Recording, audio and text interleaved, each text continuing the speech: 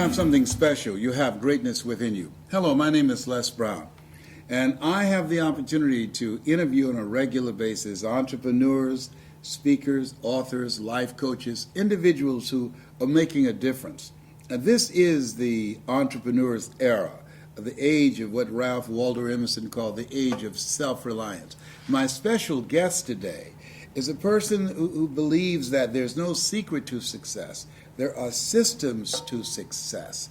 And what she does is provide training and techniques and strategies on how you can measure the effectiveness of what you're doing, ways in which you can create a better customer experience that will allow you to grow your brand or to start your business and put together the kind of infrastructure that will allow it to have sustainable success. Her name is McKeever Walker. She is a former executive with Procter & Gamble. She has had the experience of managing hundreds of people in a multi-million-dollar budget. Hello, McKeever. How are you? Hello, Les. I'm doing fabulous. I want to ask you about you and your experience of working with entrepreneurs. How did you first become interested in, and where did you first get a glimpse that this is who I am, this is what I do, and business is who I'm supposed to be involved with, and this is my passion? Yes.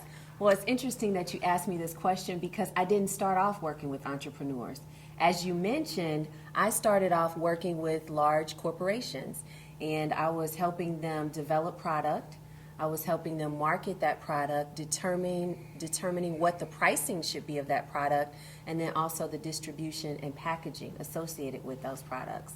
And so what would happen is that I would have friends of mine, and I would also have different colleagues or different people come up to me and say, I know what you do. Can you help me with my business? Mm-hmm. And I would say, well, I really don't do that, but let's sit down and let's talk and let me see what I can do and see if I can add value. And so we would have a conversation, and they would walk away smiling and say, this has helped me tremendously. Thank you very much. And so then they would call me back a couple weeks later and say, that worked brilliantly, so now can you help me again? And so that's how it started. And after a while, I got so many people coming to me asking me for help that I eventually started working with entrepreneurs. And I am an entrepreneur at heart myself and an entrepreneur as well. And it gave me great pleasure to see somebody with a business, with a dream, with talent, with skill, be able to take that vision and to actually create a business, make money, and then more importantly, help other people. So that's how I got into this. Well, you know, I work with young people, and one of the things I believe that young people, when I speak to them, I say you're molding today what you will be in the future. When you look back at your past, when you were coming up, did you have any indication that you would be involved in business, that you would be an entrepreneur? Well, yes, there were clues everywhere. And the biggest clue was probably when I was about 6 years old. And I used to play like all the other kids used to play. And we used to play Barbies, we used to play house, we used to ride bikes. But my favorite game to play was grocery store. Grocery store. Grocery store. Okay. And the way that we used to play grocery store was in our basement. I literally set up a full-size grocery store where we had fake product on the shelves. I would even take the cartons from the eggs after we had used all the eggs, and I would put that in my grocery store. We had plastic food, plastic meats. We had it all.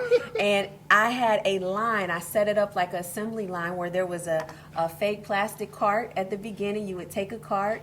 You would see the ads. I would get circulars from the real newspaper, and I would tape them up on the door right next to the shopping cart. Okay. And so you have to get a shopping cart. You would see the ads, and you would go down my line of fake products, and you could put them in your basket. And at the end, you would find me standing right there in front of the cash register.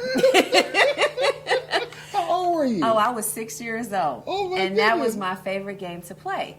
And so what I would do is not only did I had to eventually start enticing my friends to play this because they weren't as excited about it as I was. But what I would do is I would have them come down the line. I would see how much product they bought. Yes. I would see how much money I made. We would use Monopoly money. Yes. And I would get so excited when I would make a profit. I would get so excited when I made a lot of money. And then I would say, okay, let's reset everything, and then I would have them come back again. But before I would have them come back again, I would change the circular, I would put different things on sale, and I would see how that changed in terms of what they bought. Wow. And so from then, at a very early age, I knew I had an inclination for business. And it's continued to grow since then. And since then, I've continued to look at and study consumers, study customers to see what their buying patterns are, seeing what are the things that trigger them, that speak to them to make them want to purchase. What are the conversations that you need to have with people in order to make them want to purchase? So that has been my passion. How do you market to them? And that's what I've been doing ever since, from a small grocery store in my basement to over $500 million businesses that I've run and managed. Now, when you think about your experience with Procter & Gamble, what would you say is the greatest takeaways that you learned that you're now using as a consultant, as a business strategist, and as a business coach? What would you say the biggest takeaways that you're providing for people? There are so many, but one of the ones that really comes to mind is create a system. And the reason why it's so important to create a system is because if you don't have a system, you're always replicating yourself. You're always in creation mode, and you spend a lot of energy in creation mode. And that's what I see a lot of entrepreneurs doing, is they may get a client and they will do one thing for one client, and then they'll get another client and they'll create something totally different. And I'm not saying don't be unique, but in order to be efficient with your business, in order to really grow it at massive levels, you've got to create a system that's going to allow you to run fast, that's going to allow you to duplicate yourself. So right now we're sitting here, the two of us, and we're having an interview, we're talking to each other. But because of systems, both you and I are also making money while we're doing this interview, because the systems allow us to duplicate our intellectual property, Yes. to duplicate, the products that we have. We have people on our team, so we're leveraging our time, our energy, our resources, and that's what you need to do in order to grow your business. So, Generating non-performance income through systems. Exactly. I like the saying that people fail, but systems win. yes. Now, explain that, please. Yes. So as a person, there are days when you have more energy than other days. And sometimes you're not able to give it a full 10. Well, systems allow you to, number one, measure where you are. Most people don't even know where they are. So every day is like it's a hit or miss. You don't know where you're going to be. When you have a system in place, you can, number one, measure where you are. And wherever you are, you have a system that keeps you consistent, that keeps ensuring that you perform no matter what. And systems also allow not everything to be on you. That's another really big key with entrepreneurs. A lot of times people create businesses that are actually, in fact, no more than glorified jobs, because everything depends on them. But when you create a system, a good system allows you to walk away from it, and it can still go without you. And so what I do is I help people create systems that help them make, market, and then monetize their message so they can get it out at a much bigger rate and a faster rate. In the book E-Myth by Yes, Michael Gerber. one of my favorites. Yes, he said just because you can bake a cake don't mean you could run a bakery. Yes, that is so true. That is so true. Yes.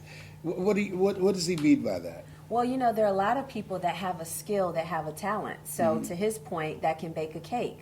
But it takes more than just skill or talent. It also takes a business sense or a business system in place that supports that talent. Okay. So, for example, I was thinking earlier today about Walt Disney. He was a true visionary, and he was a true person of creativity. However, that creativity, that vision was not enough for him to create Walt Disney. He had to surround himself with business people. He was, in fact, a great business person himself. Nobody that we know of that has great businesses has done it just because of talent or just because of skill. In fact, I'm sure you can probably think of a lot of people right now that have both talent and skill. In fact, tremendous talent and skill.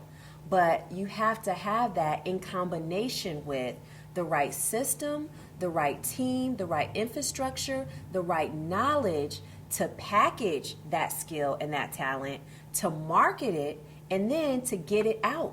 Yeah, you know, there are very few people that's the total package. Yes. T.D. Jakes is the total package. Yes. He's a great minister, great personality. He's a visionary. He has a proclivity for detail, and he loves systems. And he's a person who thinks outside of the box. Today, people are looking for ways to create what we have is pajama money. Yes. Right? Non-performance income.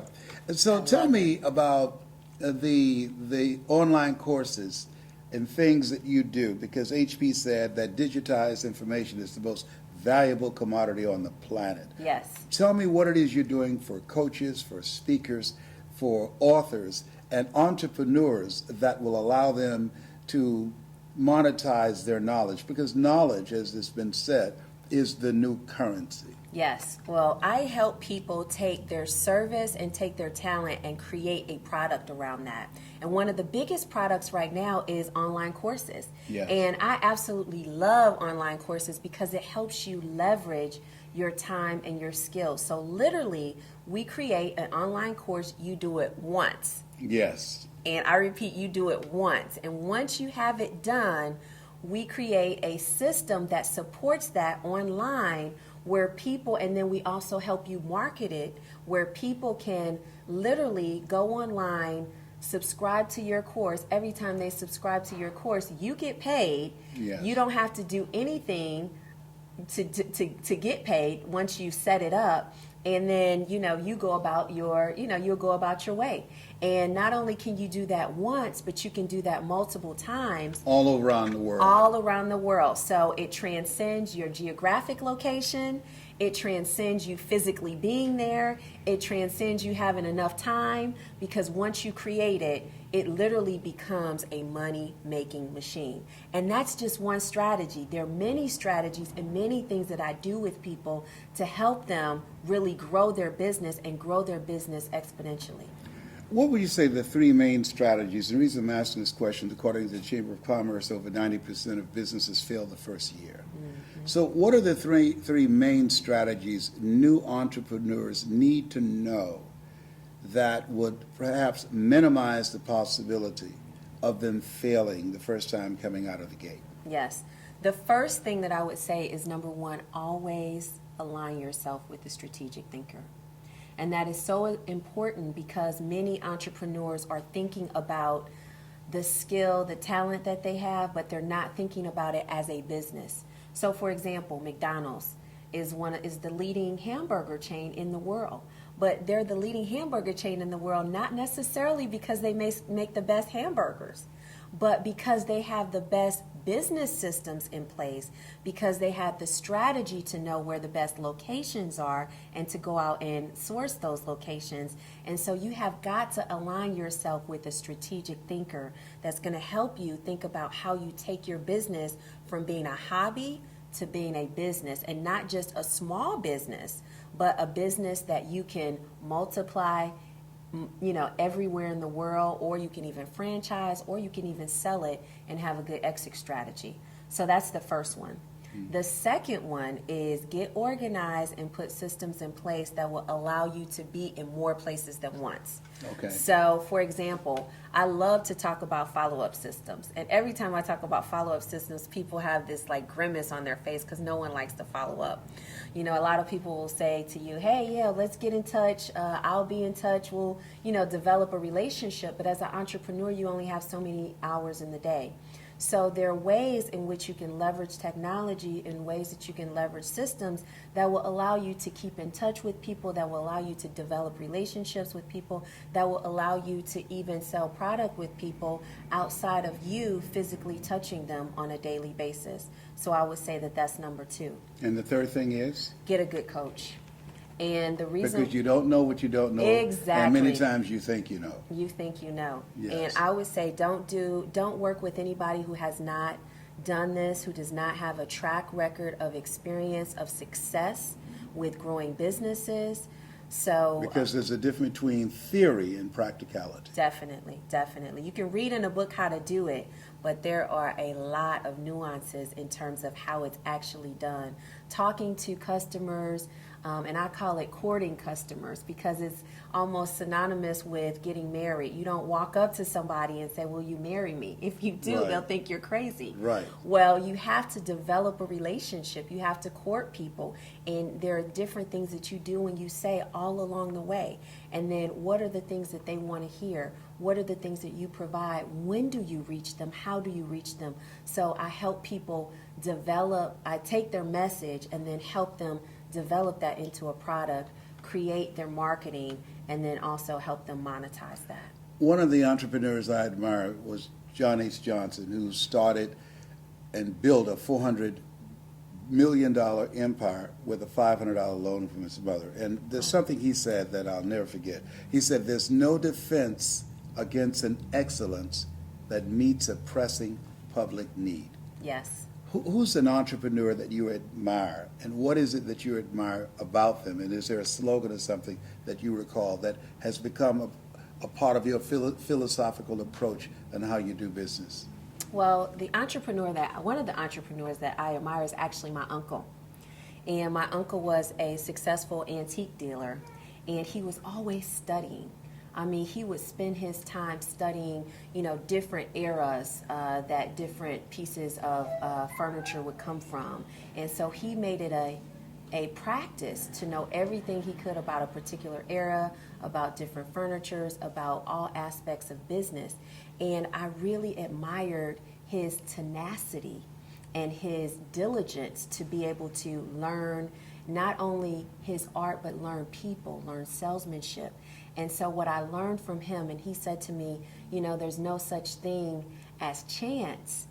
Chance is just when opportunity meets and you are prepared to take advantage of it. Yes. And that has just stuck with me so much because a lot of people will say to me, "Oh, Makiva, it's great you're doing what you're doing. When did you get your big chance, or when did you get your big Right. opportunity?" And I personally believe that we all have opportunities, but many of us have to be prepared. We have to be prepared to take advantage of that opportunity. I always say that opportunity does not knock on every door. It stands by silently waiting for you to recognize it. Yes, yes. And I'd like to say to those who have a dream, who have a message, who are working on their business, but you know that your business could be even more successful if you just got a little help or if you aligned yourself with the right people.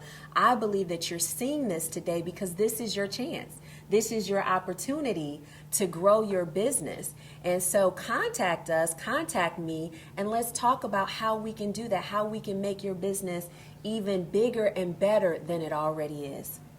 Her name is Makiva Walker, and she is an entrepreneur. She's an author. She is a business strategist, and she helps you to create non-performance money. We call it pajama money. Making money while you sleep, and put together systems of success that will allow you to have sustainable success and increase your profits and do strategic things to do market takeaways and grow your business and your brand. Thank you so much for who you are and how you're showing up. This has been Les Brown, Mrs. Mamie Brown's baby boy. You have something special. You have greatness within you. That's my story, and I'm sticking to it.